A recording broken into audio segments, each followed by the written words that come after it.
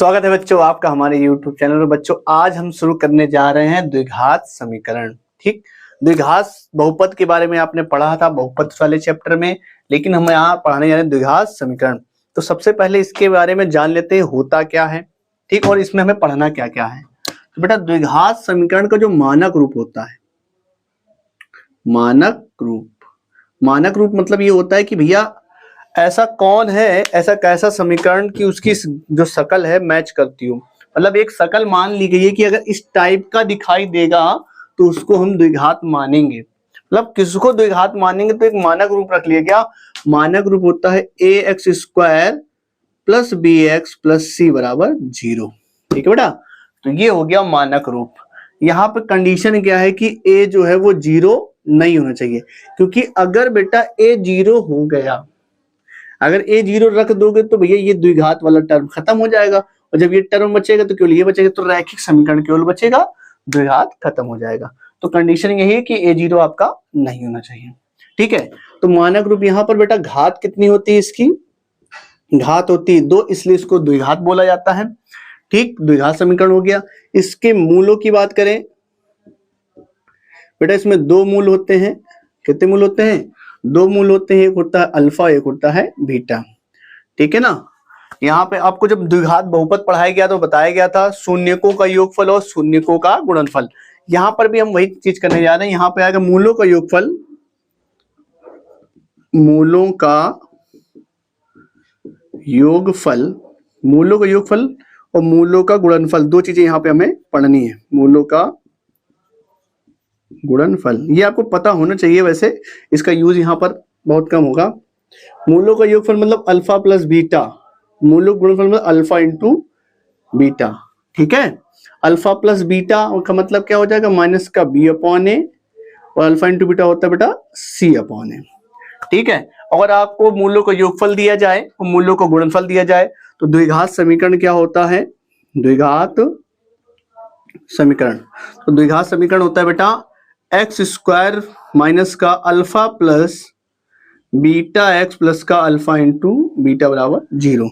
अगर आपको मूलों का योगफल और मूलों का गुणनफल दिया जाए और कहा जाए द्विघात समीकरण ज्ञात करके दिखाओ, तो इस तरीके से हम ज्ञात कर लेंगे। ठीक, तो ये छोटा सा परिचय था। अब देखो हमें करना क्या क्या है, इस चैप्टर में हम क्या क्या पढ़ना है। सबसे पहले हम द्विघात पहले क्या करेंगे, पहचान। सबसे पहले पहचान करेंगे द्विघात समीकरण है कि नहीं है। द्विघात समीकरण पहचानने के लिए आपको यही देखना पड़ेगा, जो घात होनी चाहिए 2 होनी चाहिए। अब घात कैसे पहचानोगे, उस समीकरण में जो सबसे बड़ी घात होती है, आपको पूरे समीकरण में देखना चाहिए, जो सबसे बड़ी घात होगी वही उस समीकरण की घात होती है, और वो घात होनी चाहिए 2। ठीक, 2 घात होगी तो द्विघात कहलाएगा। तो पहले सबसे पहले हमें पहचान करनी पड़ेगी। हम पहचान करेंगे द्विघात है कि नहीं है, फिर उसके बाद उसको हल करेंगे। यहाँ हल करने के आपको कई तरीके बताएंगे, जिसमें से पहला तरीका बताया जाए गुणनखंड विधि। गुणनखंड विधि, ठीक है बेटा, पहली विधि जो आपको बताई जाएगी गुणनखंड विधि द्वारा हल करना। दूसरी विधि बताई जाएगी बेटा पूर्ण वर्ग बनाकर हल करना। जो तीसरी है वो सूत्र द्वारा है, श्री धराचार्य जी का सूत्र लगाया जाएगा। ठीक है, उसके द्वारा हम यहाँ पर ज्ञात करेंगे मूलों को। ठीक, तो सबसे पहले क्या करें हम लोग इस चैप्टर, यानी कि हम यहाँ क्या पढ़ने वाले हैं, सबसे पहले पहचान करेंगे कि भैया वो द्विघात है कि नहीं है। उसके बाद जब पहचान हो जाएगी तो उनको हल करना है। हल करने की गुणनखंड विधि है, पूर्ण वर्ग विधि है, और सूत्र द्वारा सॉल्व करेंगे। और जब आप मूल ज्ञात कर लोगे तो मूलों की प्रकृति निकालेंगे, मूलों की प्रकृति देखेंगे, मूल कैसे है, मूल वास्तविक है कि वास्तविक नहीं है, मूल बराबर है। तो यहाँ पर मूलों की प्रकृति ज्ञात करेंगे। ठीक है, उसका फॉर्मूला बताएगा। और जब ये सब ज्ञात हो जाएगा तो हम क्या करेंगे, द्विघात समीकरण का अनुप्रयोग पढ़ेंगे कि जो इबारती प्रश्न होंगे उनको कैसे सॉल्व किया जाएगा। ठीक है, तो चलते हैं, अब देर ना करते हुए एक्सरसाइज को शुरू करते हैं। ठीक, तो बच्चों अब हम पढ़ेंगे एक्सरसाइज। तो एक बुक है हमारे पास, डॉक्टर मनोहर रे की बुक है, जिसमें हम लोग स्टार्ट करने जा रहे हैं 4A एक्सरसाइज। ठीक, तो 4A एक्सरसाइज में यही पूछा गया है कि बताइए, जांच करके बताइए कि द्विघात समीकरण है कि नहीं है। ठीक है, जैसे से पहला सवाल दिया गया बेटा, पहला क्वेश्चन है कि x + 1 का होल स्क्वायर = 2x - 3। ये क्वेश्चन दिया गया है और कहा गया है कि बताओ कि ये द्विघात है कि नहीं है। तो यहाँ पर हम क्या करेंगे, सॉल्व करेंगे। सॉल्व करने के बाद अगर घात 2 रह जाती है तो द्विघात होगा, नहीं रह गई तो द्विघात नहीं होगा। तो क्या करिए, यहाँ पे होल स्क्वायर खोलते होगा बेटा a square plus b square plus का 2ab, यहाँ पे आएगा 2 का मल्टीप्लाई कर देंगे 2x माइनस का 6। ध्यान दीजिए हमने यहाँ पे फॉर्मूला खोल दिया। अगर फॉर्मूला आपको याद होगा, फॉर्मूला a प्लस बी का होल स्क्वायर क्या होता है, a square plus b square plus का 2ab। माइनस के फॉर्मूला भी याद कर लीजिए, ए स्क्वायर प्लस का बी स्क्वायर माइनस का 2ab। ठीक है, ये फॉर्मूले आपको याद होने ही चाहिए। ठीक है ना, बस खाली फर्क होता है यहाँ माइनस, तो ये माइनस, प्लस है तो प्लस। ठीक, तो यहाँ पे हमने फॉर्मूला ओपन कर दिया। अब देखो क्या हो गया, फॉर्मूला जब ओपन कर दिया तो यहाँ से 2x से 2x क्या हो गया, कट गया। इस -6 को इधर ले आएंगे तो क्या होगा, एक्स स्क्वायर प्लस 1 प्लस का 6 बराबर 0। तो यह 6 और 1 7 हो जाएगा, एक्स स्क्वायर प्लस 7 बराबर 0।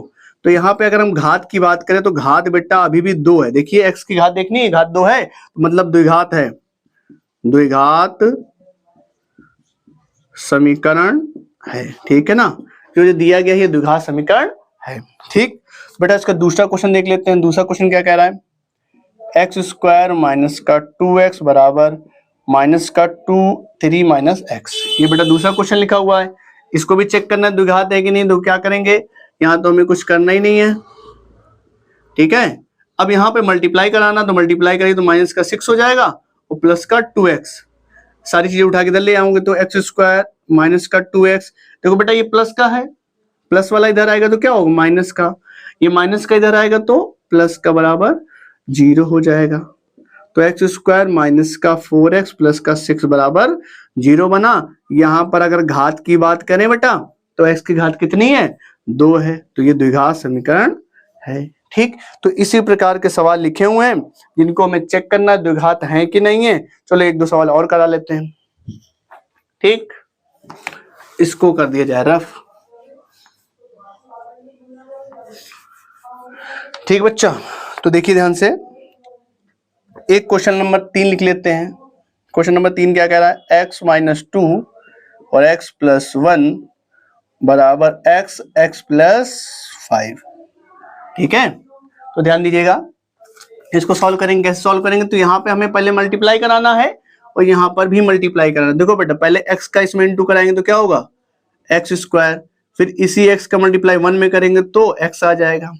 इस 2 का मल्टीप्लाई पहले x में करेंगे तो क्या होगा माइनस का 2x, इसी 2 का मल्टीप्लाई 1 में करेंगे तो माइनस का 2 हो जाएगा। ठीक है, बराबर निशान लगाया, फिर x का मल्टीप्लाई यहाँ करेंगे तो हो जाएगा एक्स स्क्वायर और इसका इसमें मल्टीप्लाई करेंगे तो हो जाएगा 5x। ठीक है, अब हमें क्या करना है, सारे टर्म को एक तरफ लेके आना है। तो हो गया बेटा एक्स स्क्वायर, इसमें देखो 2x में से एक x जाएगा तो माइनस का x बचेगा माइनस का 2। अब ये एक्स स्क्वायर है, इस तरफ लेकर आएंगे तो माइनस का एक्स स्क्वायर हो जाएगा, ये प्लस का है भी माइनस का हो जाएगा, बराबर यहाँ क्या बचा 0। तो ये एक्स स्क्वायर से एक्स स्क्वायर क्या हो गया, कट गया। तो यहाँ माइनस का 5 या माइनस का, तो माइनस का 6x बचा, माइनस का 2 बराबर 0। तो ध्यान से देखें, यहाँ घात जो है 1 है, x की पावर देखें तो 1 है, दो घात नहीं तो द्विघात समीकरण नहीं है। तो इस तरीके से हम चेक कर सकते हैं द्विघात समीकरण होगा कि नहीं होगा। चलिए क्वेश्चन नंबर 7 कर लेते हैं इसका। ठीक, और बाकी सवाल आप कर सकते हो। ठीक है, क्वेश्चन नंबर 7 नहीं लिख लेते साइड में, इसको हम कर देते हैं रफ। क्वेश्चन नंबर 7 जो है यहाँ लगा लेते हैं। ठीक, क्वेश्चन नंबर 7 क्या कह रहा है बच्चा, कह रहा है एक्स क्यूब माइनस का 4x स्क्वायर माइनस का x प्लस 1 बराबर x माइनस 2 का क्यूब। तो ये बोला गया, इसको कह रहा चेक करो भैया द्विघात है कि नहीं है। तो हमें क्या करना है बेटा, होल क्यूब खोलना है। ठीक है, यहाँ तो जो लिखा है उसको लिखा रहने दो। ठीक, प्लस 1, यहाँ होल क्यूब खोलना है। होल क्यूब का फॉर्मूला आपको आना चाहिए, a माइनस बी का होल क्यूब अगर खोला जाता है तो आता है बेटा a क्यूब माइनस का b क्यूब माइनस का 3a स्क्वायर b प्लस का 3ab स्क्वायर। ठीक, अगर आपको प्लस का फॉर्मूला भी देखना है तो ये इस प्रकार से होता है, a क्यूब प्लस का b क्यूब प्लस का 3a स्क्वायर b और प्लस का 3ab स्क्वायर, ये होता है बेटा। ठीक है, तो चलो हमें ये वाला फॉर्मूला लगाना, माइनस वाला तो लगा लेते हैं। तो a क्यूब तो x क्यूब हो गया माइनस का 2 का क्यूब हो गया माइनस का 3 इंटू a स्क्वायर मतलब x का स्क्वायर और b मतलब 2 और प्लस का 3 इंटू ए इंटू बी स्क्वायर। ठीक है बच्चा, तो देखो यहाँ हो गया एक्स क्यूब, 2 का 3 बार गुणा कराएंगे तो आएगा 8, यहाँ पे आएगा 3 दूनी 6, हो जाएगा 2 दूनी 4, 4 तिहाई 12x। तो यहाँ मिला एक्स क्यूब माइनस का 4x स्क्वायर माइनस का x प्लस 1।